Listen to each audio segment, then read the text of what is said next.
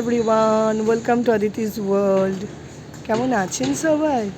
আশা করি সবাই খুব ভালো আছেন। আমরাও ভালো আছি।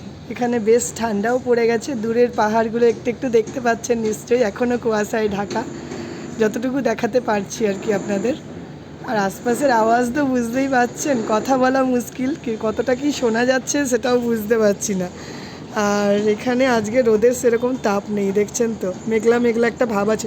বলেছে গত দুদিন এখানে নাকি মেঘলা ওয়েদার থাকবে, দুদিন পরে একটু বৃষ্টি হতে পারে, এটাও শুনছি। মাঝে তো 1-2 দিন হলো।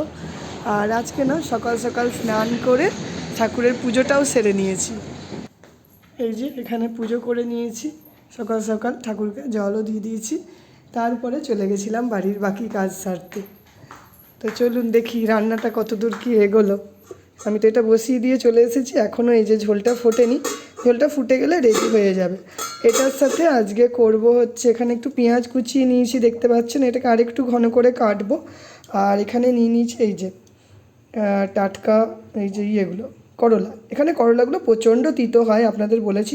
আর আমি না এই করলার বীজ বাইরে থেকে ফেলে দিই। সকাল সকাল রান্না চাপিয়ে দিয়েছি, যেহেতু আজকে মিসিদের স্কুলে বললাম প্রোগ্রাম আছে। তো সকাল সকাল চলে গেছে, যেহেতু মানে প্রি ক্রিসমাস ওদের মানে সেলিব্রেশন হবে স্কুলে। তো অ্যাকচুয়ালি কাল থেকে ছুটি পড়ে যাচ্ছে। আর আজ থেকে ওদের একটু প্রোগ্রাম করাবে, একটু মানে ওই গান নাচ এইসব হবে হালকা করে। আর খাওয়া দাওয়া এইসব করে ওদেরকে ছুটি দিয়ে দেবে। আজকে পড়াশুনো কিচ্ছু হয়নি। তো আমি ভাবলাম মিশিকে যখন সকাল সকাল স্কুল পাঠিয়ে দিয়েছি, নিজেরাও টিফিন করে নিয়েছি, তো আমি এখানে রান্নাটা বসিয়ে দিলাম। আর আজকে না মর্নিংয়ে প্রচণ্ড ঠান্ডা ছিল, রাতে অতটা বুঝতে পারিনি, কিন্তু মর্নিংয়ে প্রচণ্ড ঠান্ডা। এখানে মশলা কষিয়ে সমস্ত সবজিও দিয়ে দিয়েছি। আর আজকে না আমি সবজিগুলো সমস্ত সিদ্ধ করে নিয়েছিলাম, শুধু এখানে সিমটা আমি ভেজে নিয়েছি। আর এইবার জানেন, এখানে সেই দিন দেখালাম না, এই বড় বড় সিম পেয়েছি। এত সুন্দর সিম পেয়েছি না, এটা না পাওয়া যায় না। সেদিন আমরা বাড়ির পাশে একটা বাজারে গেছিলাম, ওখানে দেখছি এসেছে, তো দেখেই না নিয়ে নিলাম। এটার একটা আলাদা টেস্ট হয়, যতই বলুন। এখানকার এই সরু সিমগুলোর থেকে এই মোটা সিমগুলো ভালো। তো এটা মোটামুটি হয়ে এসেছে, মশলা থেকে কাঁচা গন্ধও চলে গেছে। এখন অল্প করে একটু জল দিয়ে দেবো, বাকিটা ফুটুক। ফুটেই হবে পুরোটা রান্না, কারণ বাকিগুলো তো সিদ্ধ হতে হবে। আলুটা এখনও সেভাবে সিদ্ধ হয়নি। আর এখানে নুনের আন্দাজটা নিজের মতন করতে হবে। আমি এটা না তরকারিটা একটু বেশি করেই করে রাখলাম, যাতে রাত্রেবেলা আমাদের রুটি বা পরোটা যেটাই বানাই সেটার সাথেও যাতে হয়ে যায়। আর আজকে দিনের বেলা না মাছের মাথা দিয়ে একটা চচ্চড়ি করাই আছে কালকের, ওটা আর দিন রাতে তো খাইনি, বার করিনি, ওটাই দিনের বেলা হয়ে যাবে। তো চলুন এই সবজিটা হতে থাকুক। এখানে শ্রমিক চলে গেল মিশিকে আনতে। আর আমি রান্নাটা মোটামুটি কমপ্লিট করে নিয়েছি। আজকে মিশিকে একটু স্ট্রবেরি জুস করে দিলাম। কদিনই বলছিল মা তুমি করে দাও, তো করে দেওয়া হচ্ছিল না। বাড়ি এলে তারপরে স্কুলের পরেই করে দিতাম, ভাত টাত খাওয়ার পরে।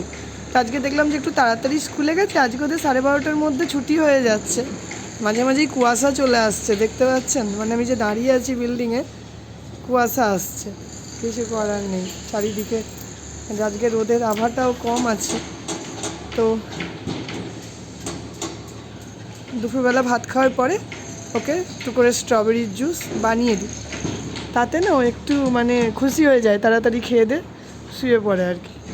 তো চলুন দেখাই, মিসি স্কুল থেকে ফিরেছে আর আজকে ক্রিসমাসের কি গিফট পেয়েছে। এই যে একটা বই পেয়েছে, আর এতগুলো চকলেট এই দিয়েছে ওদেরকে, আর কেক খাইয়েছে, বললো সেলিব্রেশন হয়েছে স্কুলে, এই সমস্তই পেয়েছে। আর আজকের ওয়েদারটা ভীষণ খারাপ হয়ে আছে, প্রচণ্ড ঠান্ডা, কিন্তু আমি ওই জন্য কাঁচ খুলতে পারছি না একটু। দেখুন রোদ ওঠেনি, দেখেছেন কেমন মেঘলা মেঘলা আকাশ হয়ে আছে। তো চলুন লাগিয়ে দিই। আর এখানে না আমি আজকে রাতের একটু জোগাড় করে রাখছি, দুপুরের রান্না তো এখানে সমস্ত কমপ্লিট। এখানে একটু করেছি, আলু সিদ্ধ করতে দিলাম। আর এখানে নিয়েছি হচ্ছে পেঁয়াজ, ধনেপাতা আর একটু আদা গ্রেট করে নিয়েছি। ঠিক করেছি রাতে একটু আলুর পরোটা বানাবো, যা ঠান্ডা পড়েছে না। তো এখানে দেখিয়ে দিই আপনাদের একবার, এখনও মানে প্রেসারে আসেনি। এই দেখুন আলু সিদ্ধ করতে দিয়েছি, আলুটা 2 কি 3টে মানে হুইসেল দেবো, রেডি হয়ে যাবে। আলুর পুরটা বানিয়ে রাখছি। আর চলুন এখানে আটা নিয়ে নেবো, আটাটা মাখতে হবে। তো চলুন রেডি করি সমস্ত আস্তে আস্তে।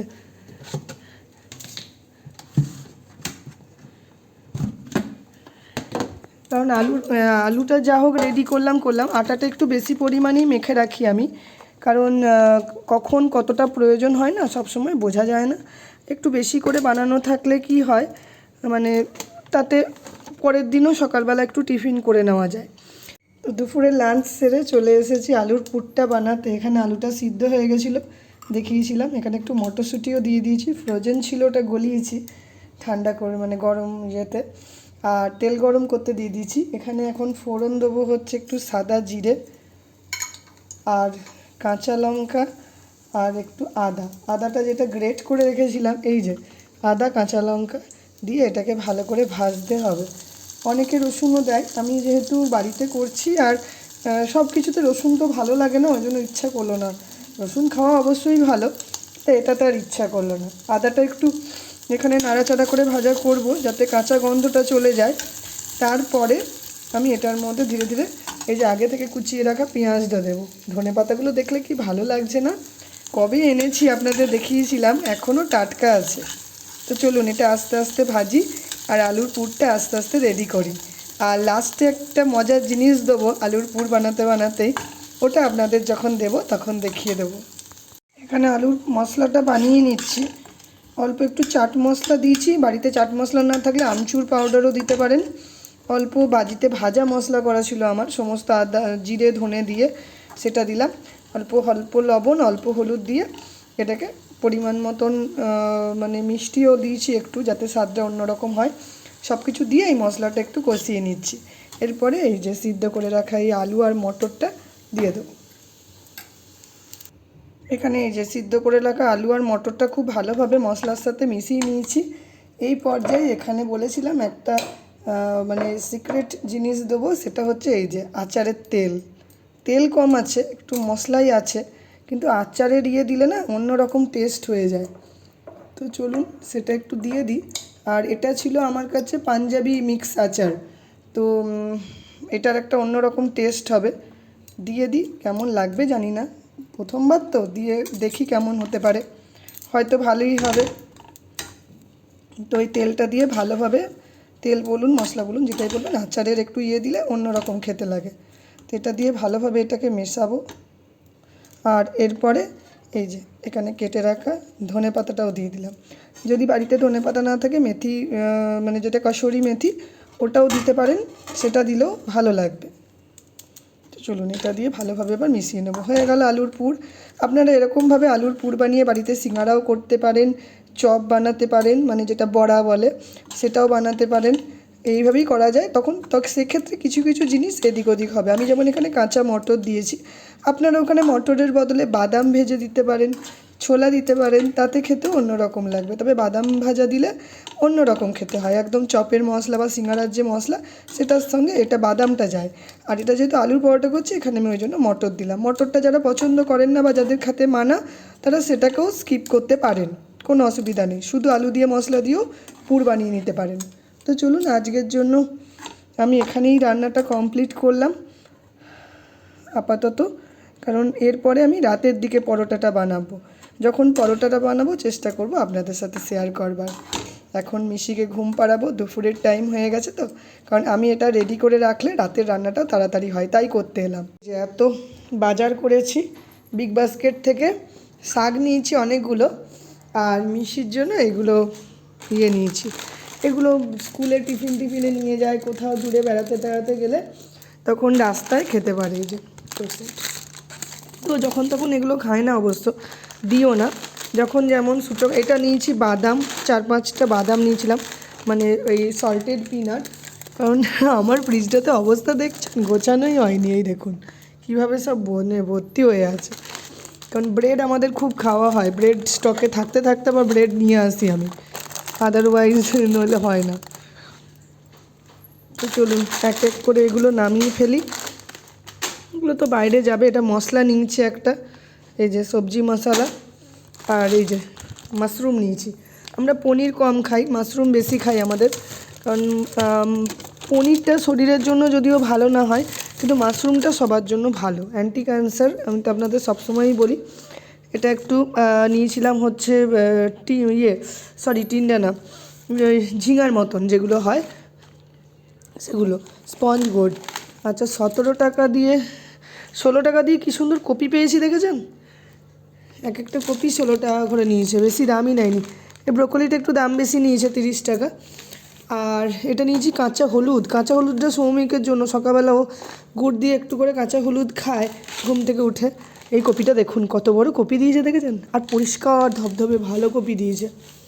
এই একটা ভালো মশলা নিয়েছি, এই মশলাটা একদিন রান্না করব, চিকেন বিরিয়ানি মশলা স্পাইস মিক্স, ভালো এটা মাদার্সের।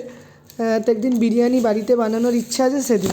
এটা টেন্ডলি নিয়েছি, মানে যেটা কুঁদরি বলে, এই যে ছোটো ছোটো। চলুন, আর প্রচুর শাক নেওয়া হয়েছে। আমি ভেজিটেবল বক্সটা বার করে নিই, তাহলে এখানে বসে আস্তে আস্তে গুছিয়ে নিতে পারবো, তারপরে আবার ভরে দেবো। শাক নিয়েছি অনেকগুলো, শাকগুলো আজকে বেছে নেবো ঠিক করেছি। কি সুন্দর, এই দেখুন আবার সরষে শাক নিয়েছি, আর এটা নিয়েছি মেথির শাক। মেথির শাকটাও খুব ভালো শাক দিয়েছে এই যে। তো চলুন আস্তে আস্তে এগুলো সমস্ত গুছিয়ে নিই। এখন বাজছে প্রায় সন্ধ্যে 7টা। এই যে আমি ঠাকুরের কাছে ধূপ দেখিয়ে নিয়েছি, সন্ধ্যে দেখালাম। তো রান্না করতে করতেই এই যে মেয়েকে পড়াতে বসিয়ে দিয়েছি। এটা নর্মালি হোমওয়ার্ক নেই, আমি বাড়িতেই দিলাম, ও মন দিয়ে দিয়ে লিখে নেয়, ঝপঝপ করে লিখতে দিলে ও নিজের মতন করেই লিখতে পারে।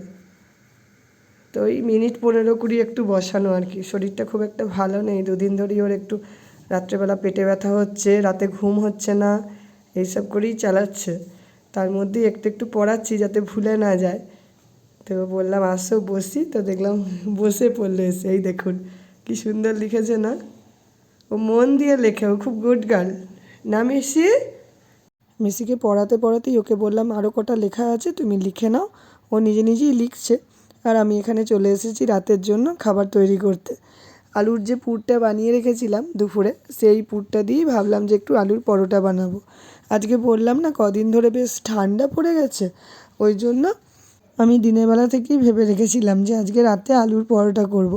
কারণ এখানে মহারাষ্ট্রে না, মানে দোকানে তো পাওয়া যায়ই, অর্ডার দিলে রেস্টুরেন্ট থেকে নিয়ে নেওয়াই যায়, কিন্তু না ওখানে মানে ওখানে গিয়ে বসে খেতে হবে, আদারওয়াইজ না, মানে ওটাকে যদি পার্সেল করে নিয়ে আসি সেটা সেরকম ভালো টেস্ট পাওয়া যায় না।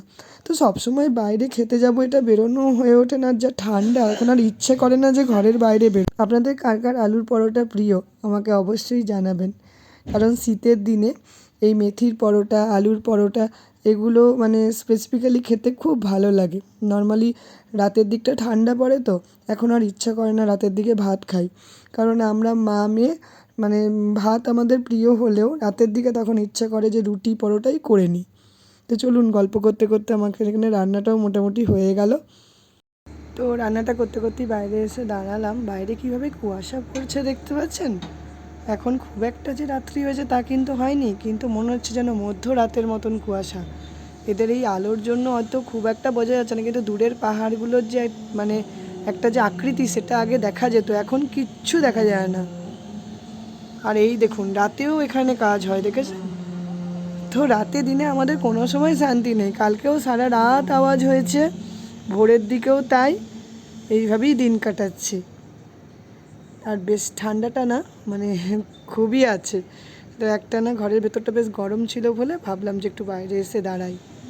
তো কিছুক্ষণ এখানে দাঁড়াবো, তারপরে গিয়ে মিশিকে আবার খাওয়াবো। রাতের দিকে কাজ আছে সেগুলো সারবো, সেরে নিজেরা ডিনার করব।